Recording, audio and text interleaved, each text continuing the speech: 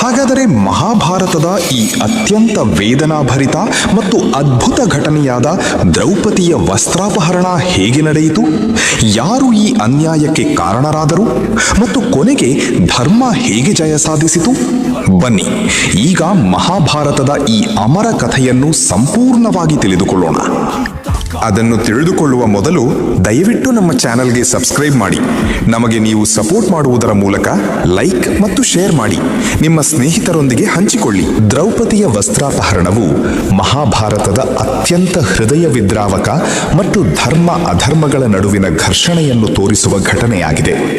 ಈ ಘಟನೆಯನ್ನು ಹಸ್ತಿನಾಪುರದ ಅರಮನೆಯಲ್ಲಿ ಕೌರವರ ಮತ್ತು ಪಾಂಡವರ ನಡುವೆ ಜೂಜಿನ ಆಟ ಆರಂಭವಾಯಿತು.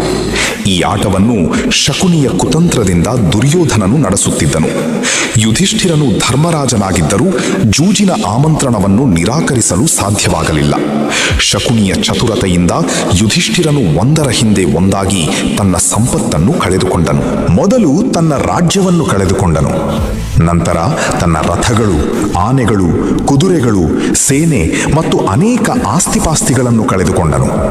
ಆ ಬಳಿಕ ತನ್ನ ಸಹೋದರರಾದ ಭೀಮ, ಅರ್ಜುನ, ನಕುಲ ಮತ್ತು ಸಹದೇವರನ್ನು ಪಣಕ್ಕಿಟ್ಟು ಸೋತನು.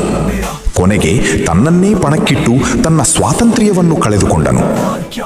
ಇಲ್ಲಿಯವರೆಗೆ ಎಲ್ಲವನ್ನೂ ಕಳೆದುಕೊಂಡ ಯುಧಿಷ್ಠಿರನನ್ನು ಶಕುನಿ ಮತ್ತಷ್ಟು ಕೆಣಕಿದನು. ನಿನ್ನ ಬಳಿ ಇನ್ನೂ ಅಮೂಲ್ಯವಾದ ದ್ರೌಪದಿ ಇದ್ದಾಳಲ್ಲ ಎಂದು ಹೇಳಿದನು. ಧರ್ಮದ ತತ್ವವನ್ನು ಸ್ನೇಹಿತರೆ, ಶಕುನಿಯ ಕಪಟ ಇಲ್ಲಿಂದಲೇ ಆರಂಭವಾಗುತ್ತದೆ. ದಯವಿಟ್ಟು ಕಥೆಯನ್ನು ಲಕ್ಷ್ಯ ಬಿಟ್ಟು ಕೇಳಿ.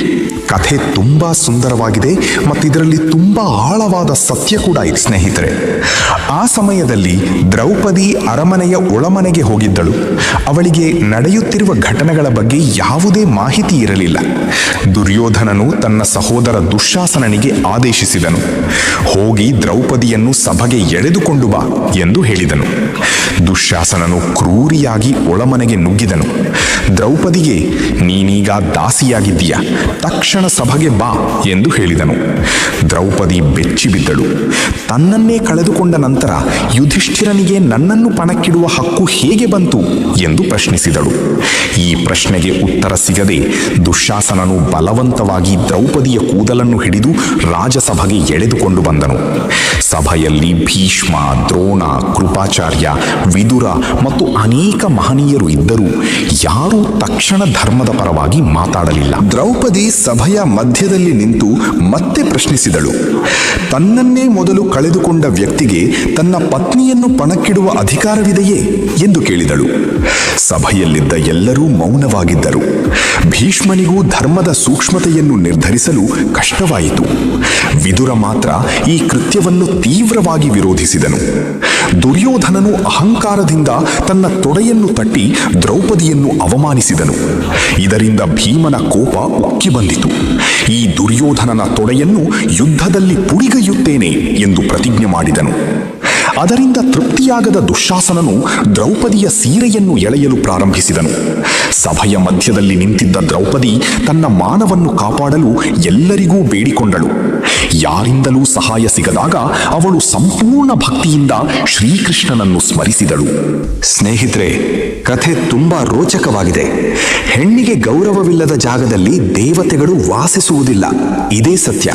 ಇದು ಸಾಕ್ಷಾತ್ ಶ್ರೀಕೃಷ್ಣನೇ ಹೇಳಿದ್ದು. ಸ್ನೇಹಿತರೆ, ಗೋವಿಂದ, ಕೃಷ್ಣ, ದ್ವಾರಕಾನಾಥ, ನನ್ನನ್ನು ರಕ್ಷಿಸು ಎಂದು ಮನಸ್ಸಾರೆ ಪ್ರಾರ್ಥಿಸಿದಳು. ಅದೇ ಕ್ಷಣದಲ್ಲಿ ಶ್ರೀಕೃಷ್ಣನು ದಿವ್ಯ ಕೃಪೆ ತೋರಿಸಿದನು. ದುಶ್ಯಾಸನನು ಎಷ್ಟೇ ಎಳೆದರೂ ದ್ರೌಪದಿಯ ವಸ್ತ್ರ ಮುಗಿಯಲಿಲ್ಲ. ಒಂದು ಸೀರೆ ಹೋಗುತ್ತಿದ್ದಂತೆ ಮತ್ತೊಂದು ಸೀರೆ ಕಾಣಿಸಿತು, ಮತ್ತೆ ಮತ್ತೊಂದು. ಹೀಗೆ ಅಂತ್ಯವಿಲ್ಲದ ವಸ್ತ್ರವಾಗಿ ಅವಳ ಮಾನವನ್ನು ಶ್ರೀಕೃಷ್ಣನು ರಕ್ಷಿಸಿದನು. ದುಶ್ಯಾಸನನು ಎಳೆಯುತ್ತಾ ಶಕ್ತಿಹೀನನಾಗಿ ನೆಲಕ್ಕೆ ಬಿದ್ದನು. ಸಭೆಯಲ್ಲಿದ್ದ ಎಲ್ಲರೂ ಈ ಅದ್ಭುತವನ್ನು ನೋಡಿ ಬೆರಗಾದರು. ದ್ರೌಪದಿ ದೇವರ ಕೃಪೆಯಿಂದ ಸುರಕ್ಷಿತಳಾದಳು. ಸ್ನೇಹಿತರೆ, ದುಶ್ಯಾಸನನು ಎಳೆಯುತ್ತಾ ಶಕ್ತಿಹೀನನಾಗಿ ನೆಲಕ್ಕೆ ಬಿದ್ದನು. ಸಭೆಯಲ್ಲಿದ್ದ ಎಲ್ಲರೂ ಈ ಅದ್ಭುತವನ್ನು ನೋಡಿ ಬೆರಗಾದರು. ದ್ರೌಪದಿ ದೇವರ ಕೃಪೆಯಿಂದ ಸುರಕ್ಷಿತಳಾದಳು. ಈ ಅವಮಾನದಿಂದ ಭೀಮನು ಭಯಂಕರ ಪ್ರತಿಜ್ಞೆ ಮಾಡಿದನು. ದುಶ್ಯಾಸನನ ಎದೆಯನ್ನು ಚೀರಿ ಅವನ ರಕ್ತವನ್ನು ಕುಡಿಯುತ್ತೇನೆ ಎಂದು ಶಪಥ ಮಾಡಿದನು. ಈ ಪ್ರತಿಜ್ಞೆಯೇ ನಂತರ ಕುರುಕ್ಷೇತ್ರ ಯುದ್ಧದಲ್ಲಿ ನೆರವೇರಿತು. ಈ ಘಟನೆಯಿಂದ ಸಭೆಯಲ್ಲಿ ಭಯದ ವಾತಾವರಣ ಉಂಟಾಯಿತು. ಧೃತರಾಷ್ಟ್ರನು ಪರಿಸ್ಥಿತಿಯ ಗಂಭೀರತೆಯನ್ನು ಅರಿತು ದ್ರೌಪದಿಯನ್ನು ಕ್ಷಮೆಯಾಚಿಸಿದನು. ಅವಳಿಗೆ ವರಗಳನ್ನು ನೀಡುವುದಾಗಿ ಹೇಳಿದನು. ದ್ರೌಪದಿ ಮೊದಲ ವರವಾಗಿ ಯುಧಿಷ್ಠಿರನನ್ನು ದಾಸ್ಯದಿಂದ ಬಿಡುಗಡೆ ಮಾಡುವಂತೆ ಕೇಳಿದಳು. ಎರಡನೇ ವರವಾಗಿ ತನ್ನ ಉಳಿದ 4 ಪತಿಗಳನ್ನು ಮುಕ್ತಗೊಳಿಸುವಂತೆ ಕೇಳಿದಳು. ಧೃತರಾಷ್ಟ್ರನು ಅವಳ ಬೇಡಿಕೆಯನ್ನು ಒಪ್ಪಿಕೊಂಡನು. ಹೀಗಾಗಿ ಪಾಂಡವರು ಮತ್ತೆ ಸ್ವಾತಂತ್ರ್ಯ ಪಡೆದರು. ಸ್ನೇಹಿತರೆ, ಅಲ್ಲಿ ಇನ್ನೊಂದು ದೃಶ್ಯ ನಡೆಯಿತು. ಅದು ಏನಂದ್ರೆ, ಧೃತರಾಷ್ಟ್ರನಿಗೆ ಹುಟ್ಟಿದ ಕೂಡಲೇ ದೃಷ್ಟಿ ಇರಲಿಲ್ಲ. ಆದರೂ ಪಿರಿಯ ವಸ್ತ್ರಾಭರಣ ಸಮಯದಲ್ಲಿ ದ್ರೌಪದಿಯ ರಕ್ಷಣೆ ಮಾಡುವುದನ್ನು, ದೈವಿಕ ಲೀಲೆಯನ್ನು ಸ್ವತಃ ತನ್ನ ಕಣ್ಣುಗಳಿಂದ ನೋಡ್ತಿದ್ದ. ಕೃಷ್ಣ ಲೀಲೆನೇ ಹಾಗೆ ಅಲ್ವಾ ಸ್ನೇಹಿತರೆ? ದ್ರೌಪದಿಯ ವಸ್ತ್ರಾಪಹರಣವು ಕೇವಲ ಒಬ್ಬ ಸ್ತ್ರೀಯ ಅವಮಾನವಲ್ಲ, ಅದು ಧರ್ಮದ ಮೇಲೆ ನಡೆದ ದಾಳಿ. ಸ್ತ್ರೀಯ ಗೌರವವನ್ನು ಕಾಪಾಡುವುದು ಎಷ್ಟು ಮಹತ್ವದ್ದೆಂಬುದನ್ನು ಈ ಘಟನೆ ಜಗತ್ತಿಗೆ ತಿಳಿಸಿತು.